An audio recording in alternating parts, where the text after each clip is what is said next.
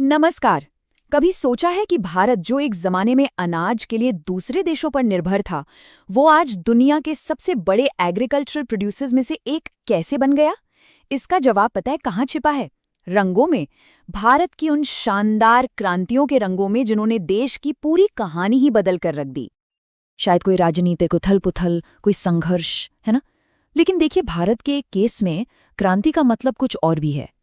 एक ऐसा मतलब जो सीधे हमारे खेतों से, हमारी थालियों से और हमारी अर्थव्यवस्था से जुड़ा हुआ है। जी हाँ, यहाँ क्रांतियों को रंगों से पहचाना जाता है। हर रंग एक मिशन है, एक जबरदस्त कोशिश, जिसका मकसद था अर्थव्यवस्था के किसी एक खास हिस्से को पूरी तरह से ट्रांसफॉर्म कर देना। तो चलिए, इन रंगों के पीछे की कहानी को जरा करीब से समझते हैं। तो शुरुआत करते हैं उस सबसे बड़ी चुनौती से जो आज़ाद भारत के सामने खड़ी थी, अपने करोड़ों लोगों का पेट भरना। ये कहानी है हमारे किसानों की और उनके कभी ना हार मानने वाले जज्बे की। और हाँ, हम जो भी बातें यहाँ कर रहे हैं, उसकी सारी जानकारी इसी स्रोत दस्तावेज से ली गई है, ताकि हमें इन ऐतिहासिक घटनाओं की एक बिल्कुल साफ और सच्ची तस्वीर मिल सके। तो सबसे पहली और शायद सबसे जरूरी क्रांति थी हरित क्रांति। सोचिए, 60s का वो दौर था जब भारत अकाल के साये में जी रहा था। अपनी बढ़ती आबादी का पेट भरने के लिए हमें बाहर से अनाज मंगाना पड़ता था। हरित क्रांति इसी मुश्किल का जवाब बनकर आई। ये सब शुरू हुआ 1966-67 में, और इस बड़े बदलाव के पीछे थे एमएस स्वामीनाथन जैसे महान भारतीय वैज्ञानिक और नॉर्मन बोरलॉग जैसे अंतर्राष्ट्रीय विशेषज्ञ। इन लोगों ने मिलकर भारत की कृषि की तकदीर लिखने का काम किया। लेकिन सिर्फ अच्छे बीज होना ही तो काफी नहीं था, है ना? फसल को पोषण भी तो चाहिए। यहीं पर सामने आती है स्लेटी क्रांति, यानी ग्रे रेवोल्यूशन। तो जहां हरित क्रांति ने पैदावार बढ़ाई, वहीं स्लेटी क्रांति ने जरूरी फर्टिलाइजर्स का उत्पादन बढ़ाकर उस पैदावार को हकीकत बनाया। मतलब ये दोनों क्रांतियां एक दूसरे के बिना अधूरी थीं। तो जब अनाज के मामले में देश आत्मनिर्भर हो गया, तो अगला कदम क्या था? जाहिर है, देश के पोषण के स्तर को सुधारना और किसानों के लिए कमाई के नए रास्ते खोलना। तो अब कहानी अनाज से आगे बढ़कर हमारी थाली तक पहुंचती है। इसके ठीक बाद आई श्वेत क्रांति, जिसे ऑपरेशन फ्लड के नाम से भी जाना जाता है। इसका लक्ष्य बहुत बड़ा था, भारत को दूध की कमी वाले देश से निकालकर दुनिया का सबसे बड़ा दूध उत्पादक बनाना। और कमाल की बात यह है कि ये मिशन जबरदस्त कामयाब रहा।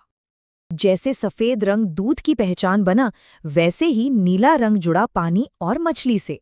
नीली क्रांति का मकसद था मछली पालन और एक्वाकल्चर सेक्टर को मॉडर्नाइज करना और इसके प्रोडक्शन को कई गुना बढ़ाना।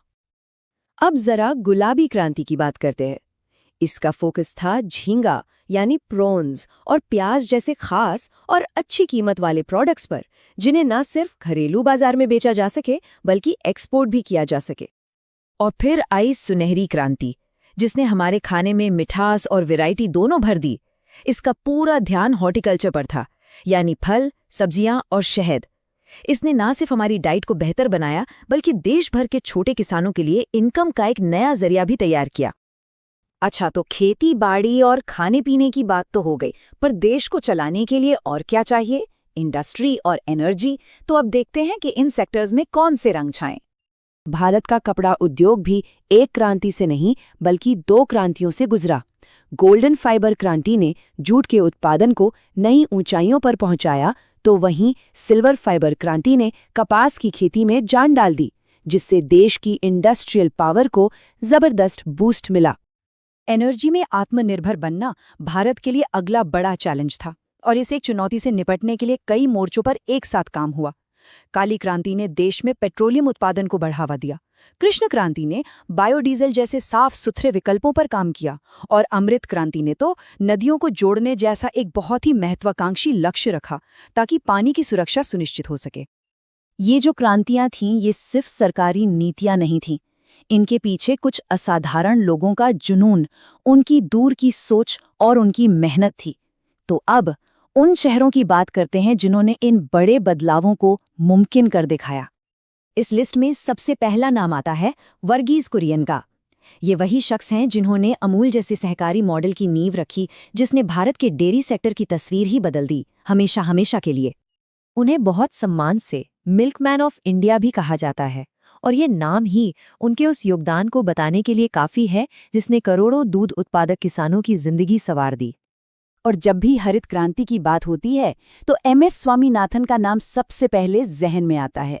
उनकी वैज्ञानिक सोच और लीडरशिप ने ही भारत को अकाल के डर से निकालकर खाद्य सुरक्षा तक पहुंचाया। सही लीडरशिप की भूमिका भी बहुत अहम थी। रजत क्रांति, जिसका मकसद अंडे और पोल्ट्री का उत्पादन बढ़ाना था, उसके पीछे की असली ताकत उस वक्त की प्रधानमंत्री इंदिरा गांधी की मजबूत इच्छा शक्ति को माना जाता है।